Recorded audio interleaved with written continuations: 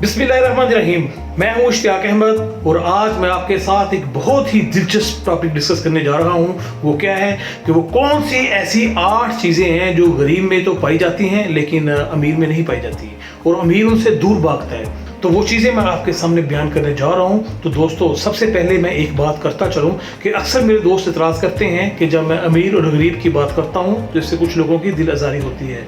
तो मैं उनको बताता चलूँ कि मैं जब भी गरीब की बात करता हूँ तो मैं उस गरीब की बात नहीं करता जिसके पास पैसे कम हैं, बल्कि मैं उस गरीब की बात करता हूँ जो कि विल में पुअर है, जो लव में पुअर है, जो एटीट्यूड में पुअर है, जो विजडम में पुअर है, जो नॉलेज में पुअर है, जो स्किल्स में पुअर है। और वैसे भी एक समझाने की गर्ज से ये बात कर रहा हूँ। तो दोस्तों चलिए मैं आपको बताता हूँ कि वो कौन सी ऐसी 8 चीज़ें हैं जो कि गरीब में पाई जाती हैं और अमीर से दूर भागता है। जो सबसे पहला पॉइंट मैं आपके साथ डिस्कस करने जा रहा हूँ वो है self aware vs self ignorant.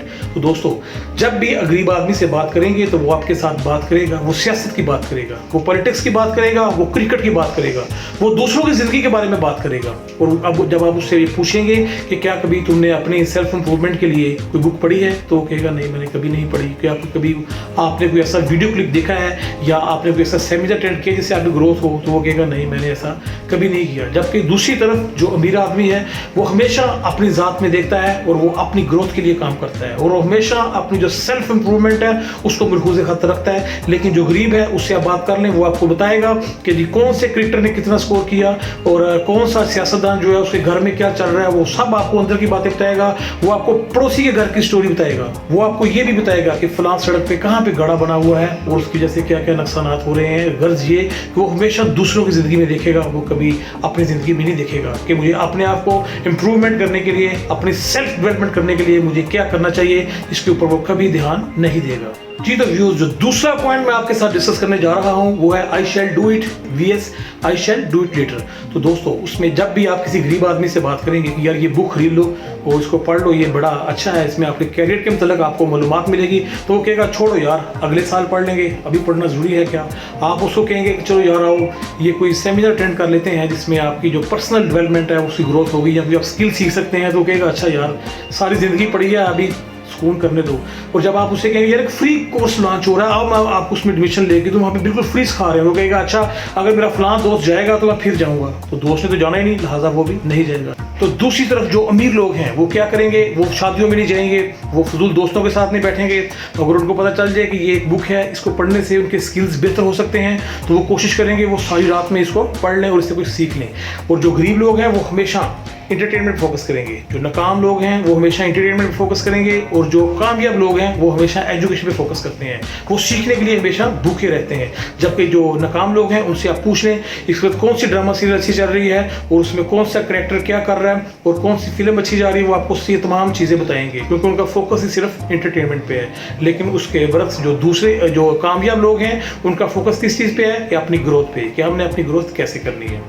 जी तो जो नेक्स्ट पॉइंट है वो है ड्रीमर वीएस डे ड्रीमर। जो गरीब लोग हैं वो हमेशा ख्याली पुलाव बनाते हैं और जो अमीर लोग हैं वो हमेशा ख्वाब देखते हैं और बड़े बड़े ख्वाब देखते हैं और ख्वाब देखने के बाद वो उसको अमली जामा पहनाने की कोशिश करते हैं। वो हमेशा बड़े बड़े ख्वाब देखेंगे और जो भी उनके ख्वाब में होगा कि ये मेरा मकसद है, ये मेरा गोल है, ये मेरा रिफाइन गोल है, वो उस गोल को, उसकी जो तस्वीर है जो उसने हासिल करना है, उसकी तस्वीर को लेके अपने वो बेडरूम में लगा लेंगे, वो अपनी गाड़ी में रख लेंगे, उसको पेपर पे लिख लेंगे कि हमने ये चीज़ें हासिल करनी है। फिर वो डेली कोशिश करेंगे और रोज़ाना वो अपने गोल के करीब जाने का जो सफ़र है वो तय करेंगे। लेकिन उसके बरक्स जो गरीब लोग हैं वो क्या करेंगे, वो हमेशा सिर्फ जो है वो ख्याली पुलाव बनाते हैं कि ख्याली पुलाव, ख्यालों में उसने कुछ करना है, ये करना है, हकीकत में उसकी तरफ कुछ भी उन्होंने मेहनत नहीं करनी और ना ही उसको उन्होंने सीरियस लेना है। जो नेक्स्ट पॉइंट है वो ये है result is equal to money और time is equal to money.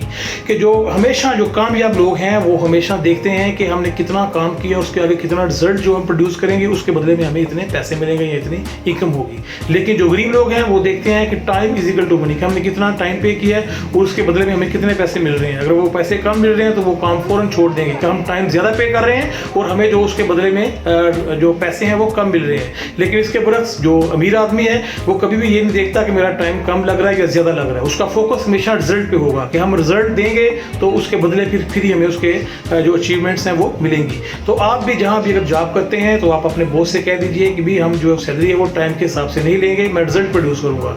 अगर आप रिजल्ट प्रोड्यूस करेंगे फिर आप ज़्यादा भी मांगेंगे तो आपको बॉस को देते हुए कोई मसला नहीं होगा, क्योंकि उसको पता होगा कि आपने इतना रिजल्ट प्रोड्यूस किया है।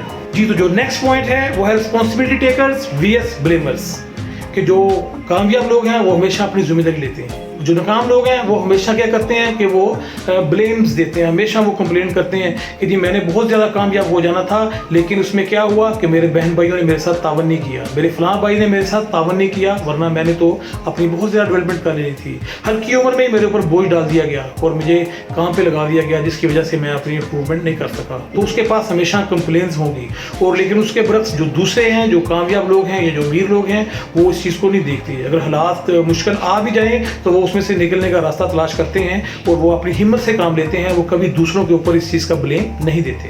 जी, तो जो नेक्स्ट डिफरेंस है वो ये है कि जो नाकाम लोग हैं वो कहते हैं जी मैं तो सब जानता हूँ, और जो कामयाब लोग हैं वो कहते हैं वो हर वक्त सीखने के मूड में रहते हैं। वो कभी ये नहीं कहते कि मैं सब कुछ जानता हूँ, मैं हर चीज़ में माहिर हूँ।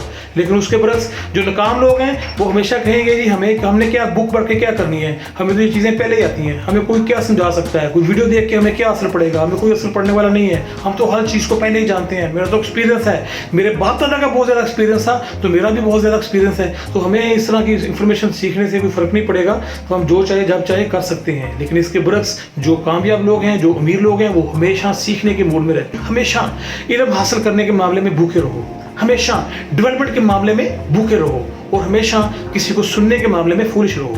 आप कोई भी आपके सामने बात करे उसको गौर से सुनो, एक अच्छे लिसनर बन जाए। उससे क्या होगा, चाहे कोई एक छोटा सा बच्चा आपके सामने बात कर रहा है, आप उसको भी गौर से सुने और अनजान बन जाए, जैसे मुझे किसी चीज़ का पता ही नहीं, तो उसकी पूरी मुकम्मल बात सुने, उसमें भी आपको कुछ सीखने के लिए मिलेगा। अगर आपके सामने कोई पागल भी बोल रहा है, अगर आप उसकी बात को भी गौर से सुनते हैं तो उसमें से भी आपको कुछ ना कुछ सीखने को मिलेगा कि क्या हमें नहीं करना चाहिए। तो इसलिए हमेशा जो है वो कभी भी ये नहीं सोचना चाहिए कि मुझे सारा इल्म है, मैं सब कुछ जानता हूँ। हमेशा सीखने के मूड में रहें और इससे जो है वो आपकी डेवलपमेंट होगी। जी, तो दोस्तों नेक्स्ट पॉइंट जो मैं आपको बताने चाह रहा हूँ वो ये है कि जो गरीब आदमी है वो हमेशा सेव करते हैं और जो अमीर लोग हैं वो हमेशा इन्वेस्ट करते हैं।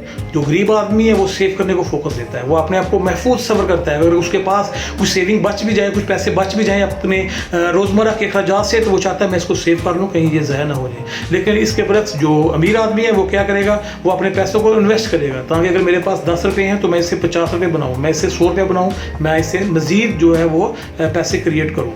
लेकिन जो गरीब आदमी है वो कभी भी रिस्क नहीं लेता। जो अमीर आदमी है वो हमेशा रिस्क लेवर होता है, वो रिस्क लेगा, वो कहता है मैं रिस्क लूँगा, जितना ज़्यादा रिस्क लूँगा मैं उतना ज़्यादा कामयाब होऊंगा। लेकिन इसके बरक्स जो गरीब आदमी है वो कहता है मैंने रिस्क नहीं लेना, अगर मैंने रिस्क लिया तो मेरी जो सेविंग है ये भी ज़ाया हो जाएगी। तो ये भी एक बड़ा अहम डिफरेंस था किसमें, गरीब में और अमीर में। जी, जो मैं नेक्स्ट डिफरेंस आपको बताने जा रहा हूँ वो है एसेट्स वीएस लायबिलिटीज, कि जो अमीर लोग हैं वो हमेशा एसेट्स को तरजीह देते हैं कि हम अपने एसेट्स बना लें, क्योंकि एसेट्स जो होते हैं वो मनी क्रिएट करते हैं।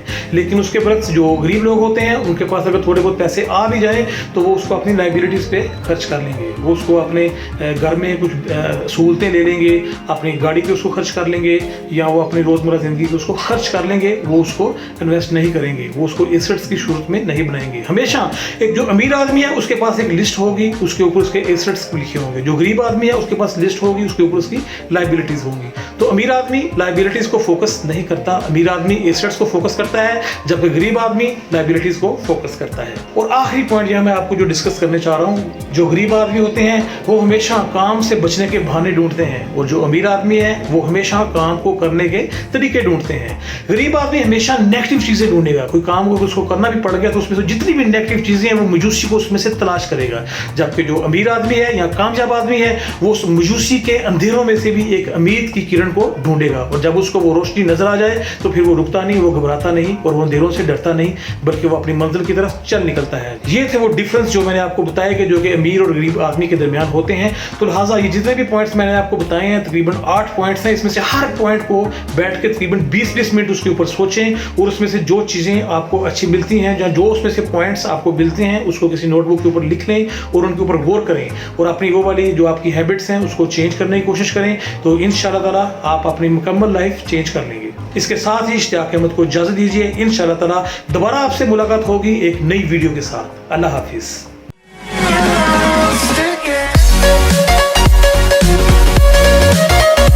है।